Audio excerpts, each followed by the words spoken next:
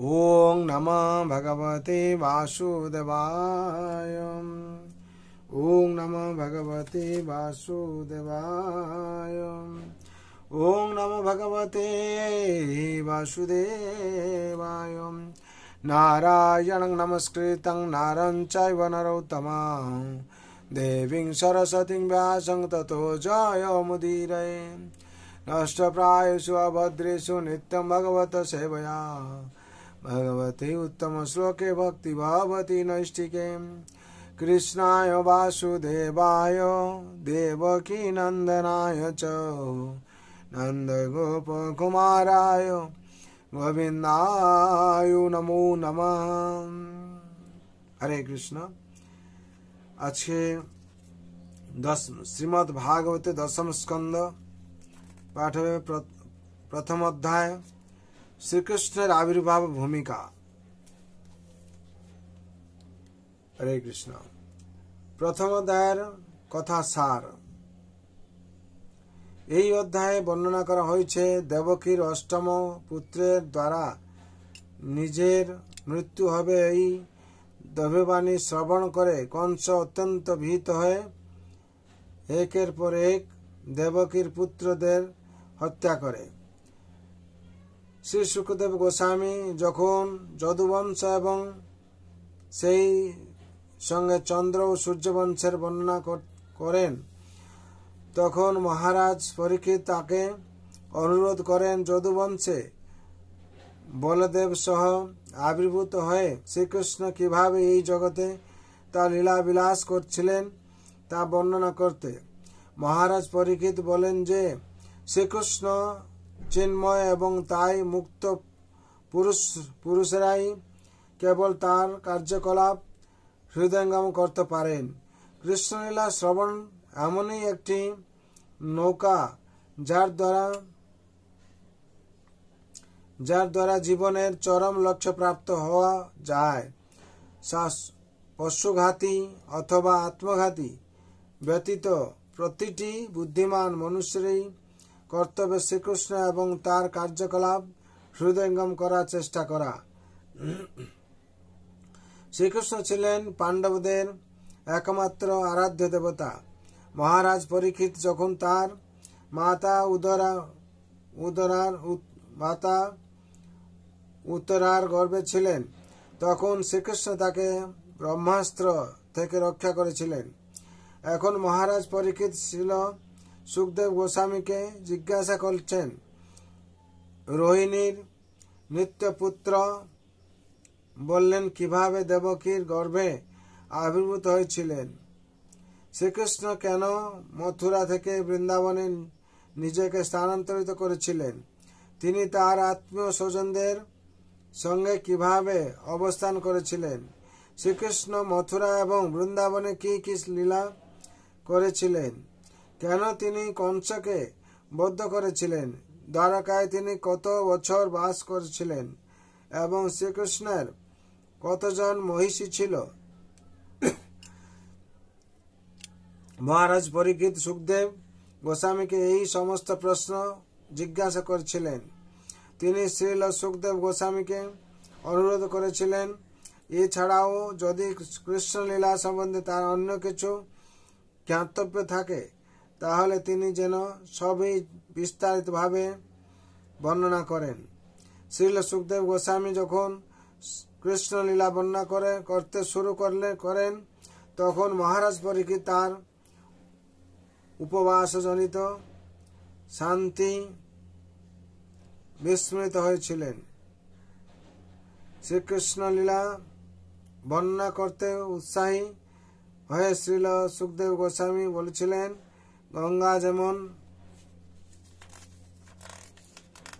গঙ্গা যেমন ত্রিভুবনকে পবিত্র করেন শ্রীকৃষ্ণ লীলা কথাও তেমনি বক্তা প্রশ্নকর্তা এবং শ্রোতা এই তিন প্রকার ব্যক্তিকে পবিত্র করে।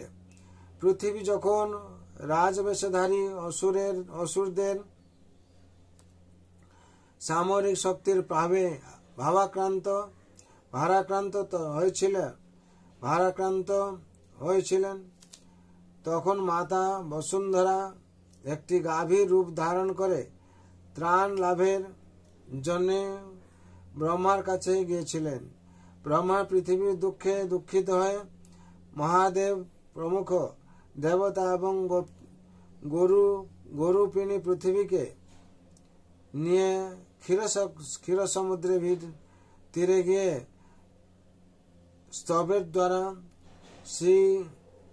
স্তবের দ্বারা ক্ষীরোদকায় বিষ্ণুর প্রসন্নতা বিধান করেছিলেন।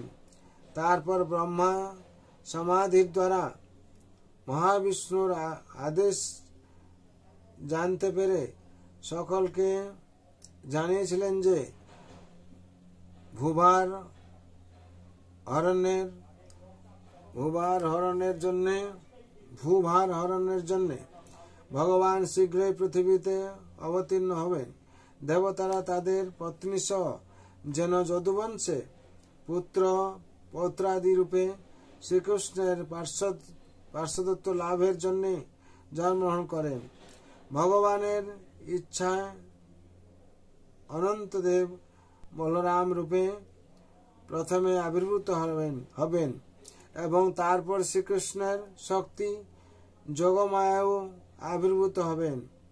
মাতা বসুন্ধরাকে সেই কথা জানিয়ে ব্রহ্মা তার ধামে ফিরে গিয়েছিলেন।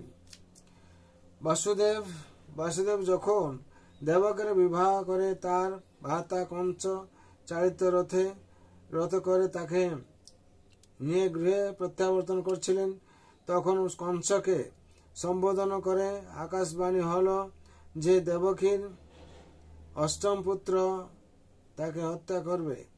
সেই আকাশবাণী শোনা মাত্রই কংস দেবকীকে হত্যা করতে উদ্যত হয়েছিল, কিন্তু বসুদেব নানাভাবে বুঝিয়ে তাকে নিশ্চিত করেন তিনি তাকে মারলেন না। তিনি তাকে বলেন না, কিন্তু বসুদেব নানাভাবে বুঝিয়ে তাকে নিরস্ত করেন। তিনি তাকে বলেন যে কংসের মতো একজন বীরের পক্ষে তার কনিষ্ঠ ভগ্নীকে হত্যা করা শোভন হবে না, বিশেষ করে তার বিবাহের সময়। বাসুদেব তাকে উপদেশ দিয়েছিলেন, যার এই দেহ রয়েছে তার মৃত্যু অনিবার্য। প্রতিটি জীবই কিছু কালের জন্য একটি শরীর অবস্থান করে এবং তারপর অন্য একটি শরীরে দেহান্তরিত হয়, কিন্তু দুর্ভাগ্যবশত মানুষ তার দেহটিকে তা আত্মা বলে মনে করে। এই ভ্রান্ত ধারণার বশবর্তী হয়ে কেউ যদি অন্য একটি শরীরকে হত্যা করতে চায় তাহলে তাকে নরক ভোগ করতে হয়। কংস যখন বসুদেবের এই উপদেশ সত্ত্বেও তার পাপ সংকল্প থেকে নিরস্ত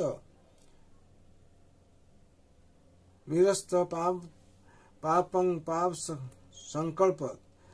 সংকল্প থেকে নিরস্ত হল। কংস যখন বাসুদেবের এই উপদেশ সত্ত্বেও তার পাপ সংকল্প থেকে নিরস্ত হল না, তখন বসুদেব একটি উপায় উদ্ভাবন করলেন। তিনি দেবকীর গর্ভজাত সন্তানগুলিকে জন্ম হওয়া মাত্রই কংসের হস্তে সমর্পণ করবেন বলে কংসের কাছে প্রতিজ্ঞা করলেন, যাতে সে তাদের হত্যা করতে পারে। তাহলে আর এখন দেবকীকে হত্যা করার কি প্রয়োজন? সেই প্রস্তাবে কংস শান্ত হয়েছিল। যথাসময়ে দেবকী যখন একটি সন্তান প্রসব করলেন, বসুদেব তখন সেই নবজাত শিশুটিকে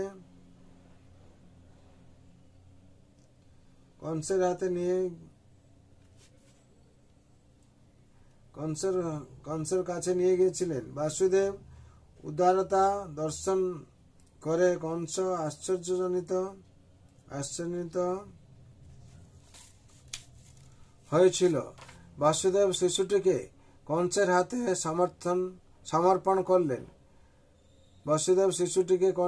সমর্পণ করলেন।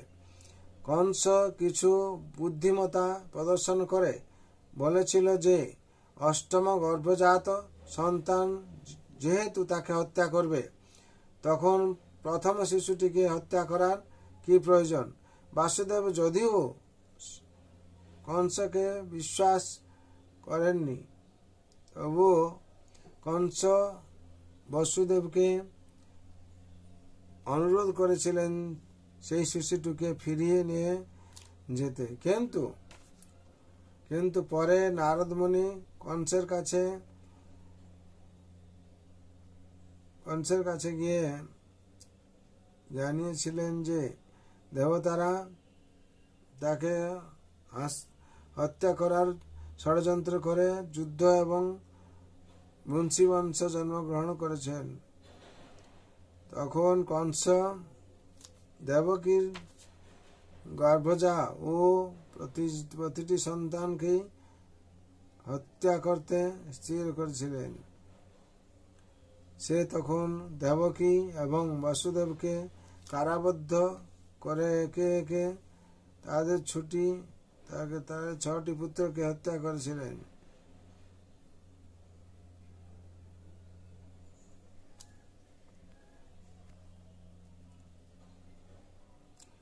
সে তখন দেবকী এবং বাসুদেবকে কারাবদ্ধ করে একে একে তাদের 6টি পুত্রকে হত্যা করে। নারদ মুনি কংসকে এই কথাও জানিয়েছিলেন যে পূর্বজন্মে সে ছিল কালনেমি নামক এক দৈত্য, যে বিষ্ণু কর্তৃক নিহত হয়েছিল। এই কথা জানতে পেরে কংস সমস্ত যাদবদের মহাশত্রুতে পরিণত হয়েছিল। এমনকি সে তার পিতা উগ্রসেনকে পর্যন্ত কারাবদ্ধ করেছিল, কারণ কংস একাকী রাজ্যভোগ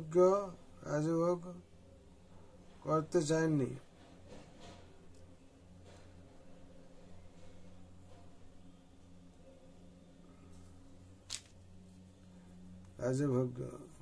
রাজ্যভোগ করতে চেয়েছিল, কারণ কংস একাকী রাজ্যভোগ করতে চাইছিল। শ্রীকৃষ্ণের বিবিধ লীলা, ব্রজলীলা, মথুরা লীলা এবং দ্বারকা লীলা পূর্বে উল্লেখ করা হয়েছে যে শ্রীমদ্ ভাগবতের 10ম স্কন্ধে 90টি অধ্যায়ে সমস্ত কৃষ্ণলীলা বর্ণিত হয়েছে। প্রথম 4টি অধ্যায়ে ব্রহ্মার প্রার্থনায় ভূভার হরণ করার জন্য ভগবানের জন্মলীলা, পঞ্চম অধ্যায় থেকে উন্মোচত্বাবিংশতি অধ্যায় পর্যন্ত ব্রজলীলা, 44টি অধ্যায়ে শ্রীকৃষ্ণের যমুনা বিহার এবং অক্রূরের স্তব বর্ণিত হয়েছে।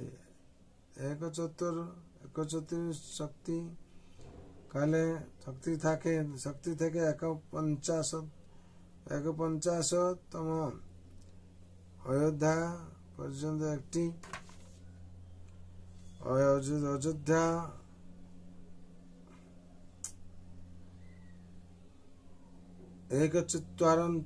একচত্বারিংশ থেকে 51তম অধ্যায় পর্যন্ত 11টি অধ্যায়ে মথুরা লীলা এবং 52তম অধ্যায় থেকে 90তম অধ্যায় পর্যন্ত 39টি অধ্যায়ে শ্রীকৃষ্ণের দ্বারকা লীলা বর্ণিত হয়েছে। 39টি অধ্যায় থেকে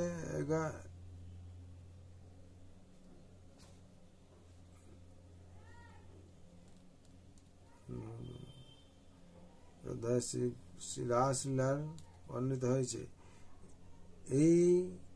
তাই এই 5টি অধ্যায়কে রসপঞ্চাধ্যায় বলে বলা হয়। दशम स्कंधे सूक्त चतुर्विंशित अध्याय टिके भ्रमण गीत बोला है। हरे कृष्ण। এখানে শ্রীকৃষ্ণের আবির্ভাব ভূমিকা সম্পূর্ণ হলো। আমরা পরবর্তী শ্লোক সংখ্যা 1 পড়ব।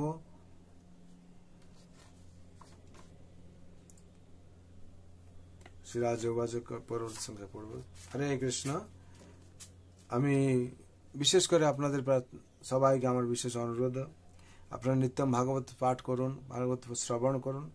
এর মাধ্যমে দিয়ে আপনারা জন্ম মৃত্যু যারা ব্যাধি চক্র থেকে মুক্তি পাবেন। নষ্ট প্রায় সবদেশু নিত্যম ভাগবত সেবায়া। নিত্যম যদি আমরা ভাগবত সেবা করি, ভগবানের সেবায় ভাগবত শ্রবণ করি, তাহলে আমাদের অবশ্যই মুক্তি হবে। তার জন্য এখানে বিশেষ বলা হয়েছে শ্রীকৃষ্ণের আবির্ভাব লীলা কি, আমরা ভূমিকা পড়লাম। পরবর্তী শ্লোক সংখ্যা 1 থেকে শ্রীরাজবাচ এটা পড়বো। তার জন্য সংসারের মঙ্গলের জন্য, আপনাদের মঙ্গলের জন্য, সংসারের মঙ্গল, সবাই মঙ্গলের জন্য ভগবান রাতুল চরণে আমরা প্রার্থনা করছি। সর্বে ভবন্তু সুখিনঃ, সর্বে সন্তু নিরাময়, সদ্ভৈ ভদ্রাণি পশ্যন্তু, মা কশ্চিৎ দুঃখ ভাগ ভবেৎ। हरे कृष्ण कृष्ण कृष्ण हरे हरे, राम राम राम राम हरे। जय जगद्गुरु शिल प्रभुपाद की गुरु महाराज की जय। जय जय श्रीमद् भागवत महापुराण की जय। अनंत कोटि वैष्णव उपस्थित भक्त गुरु